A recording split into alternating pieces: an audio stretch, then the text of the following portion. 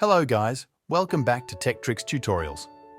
In this video, I'm going to show you how you can fix the issue if images you've received in WhatsApp aren't showing up in your phone's gallery. Here's what you can do. First, open the WhatsApp application and tap on the Settings option, usually at the bottom right corner of the screen.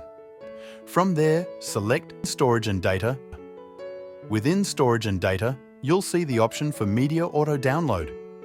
Here, 4 categories are listed, and for each category, Wi-Fi, and cellular, and Never option is available. Ensure that for photos and videos, Wi-Fi is selected.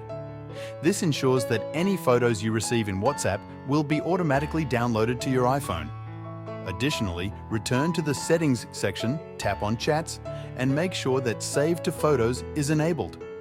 This ensures that downloaded media, such as photos, will appear in your Photos app. If the issue is still not fixed, you can go to your phone settings, search for WhatsApp here. Click on it and you will see the app access or permissions. Click on Photos and make sure full access is selected. That's all. Feel free to ask any questions in the comments, and don't forget to hit the like button if you found this video helpful, and I'll see you in the next one.